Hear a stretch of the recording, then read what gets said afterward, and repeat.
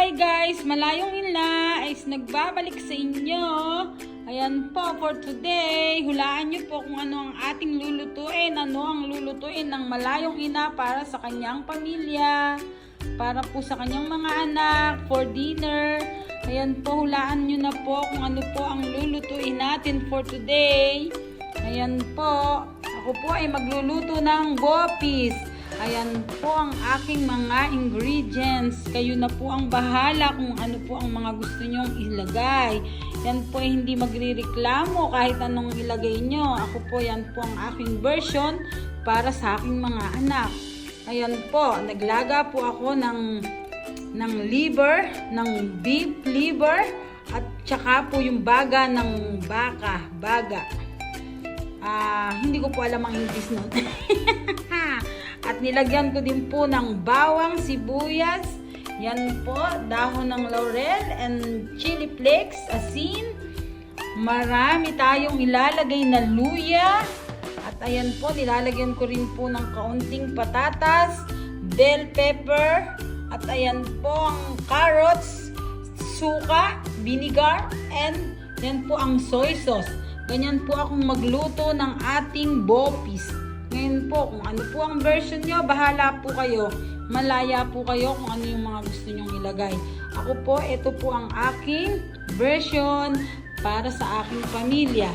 Para sa aking mga anak. At sana po magustuhan nila ito ngayon ng aking menu para sa aking mahal sa buhay.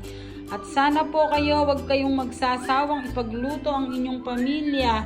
Para po masarap ang kanilang laging kain. Hindi na po kailangang bumili sa labas. Marami pong menu na magagawa sa araw-araw. Ayan po, ipakikita ko po sa inyo kung paano ko ito lulutuin. Mga guys. Ayan po, simpleng-simple. Ayan na po guys. Umpisahan na po natin magluto. Ayan po, lagyan po natin ng oil. Ating kasirola. Hindi po tayo maarte sa ating ginagawa. At umpisahan na po natin at ang ating pamilya ay hindi magutom. Ayan po, unahin po natin ang bawang. Ayan po, inuna ko po ang bawang. Medyo marami-rami po akong nilagay na oil dahil marami po tayong lulutuin. Balik 2.5 kilo po kasi sa ating giniling na liver at saka po ang ating daga ng baka. Hindi po baboy, baka sa beef. Ito po ang version dito sa Bahrain. Ang Malayong Ina gumagawa ng kanyang sariling recipe. Kayo po ang bahala at kayo ang masusunod kung ano pong recipe ang gusto nyo, kung ano po ang gusto nyo ilagay, malaya po kayo. Ito po akin ay para sa aking mga anak. Ayan po. Halu-haluin lang po natin ng kaunti ang ating bawang. Pag medyo na mulat po ng kaunti yan, lalagay na po natin ng onion. Yan po. Ang ating masarap na bopis. Ito po ang bopis ng Malayong Ina. Yan po, lagay na natin ng onion. Yan, isama ko na rin po ang leaves. Ayan, isina-fried ko po. Bahala po kayo kung ano gusto nyo. Kung gusto nyo i-fried o gusto nyo ilagay lang, wala na po akong magagawa doon. Mga beshi, mga kumare, mga friend. Ayan po ang ating luya. Dapat po maraming luya para po masarap, para po lalong gumanda ang ating boses. Ayan po siya luyang ating ilalagay. Ayan po, pasensya na po ang ating camera ay medyo malikot. Ulit rin po natin maigi ang ating luya. Ayan po mga beshi. Makikita nyo po kung paano po akong gumawa ng version ng aking bopis. Pag naluto po ng medyo na luto na po ang luya natin. Ayan po, na-absorb na po nila ang luya at bawang. Ayan guys, ilalagay na po natin itong ating atay at saka yung po natin, ito po ating giniling na atay at baga ng baka. Pahayaan lang po natin ma-absorb po niya yung oil at saka po yung mga nilagay natin. Ayan po, ipakikita ko po sa inyo kung paano po at hahayaan lang po natin dyan ng mga 15 minutes.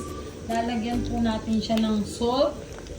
Lalagyan na po natin dyan ng ating chili flakes para medyo maanghang. Bahala po kayo kung gusto nyo maanghang o hindi. Ako po kasi kalampi lang kasi meron din po mga tao dito sa aming bahay na hindi po mahilig sa maanghang. Kaya bahala na po silang maglagay kung gusto pa nilang maglagan. Ayan po, mamaya ako pa po ipakikita sa inyo kung paano ko pong ilalagay yung aking mga ibang ilalagay dyan. Makikita nyo po kasi po gusto ko po siyang ma-fried.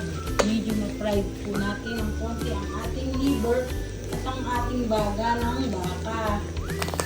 Ayan guys, nakikita nyo na, nagpa-fried po siya. Kasi po ganyan ang gusto ko para lutong-luto po siya. Napa-fried po siya na talagang ano po ang mga luya, bawang, na-absorb na po talaga sa aking liver and lungs. Liver and lungs. Lungs, English. Lalagay na po natin siya ng soy sauce.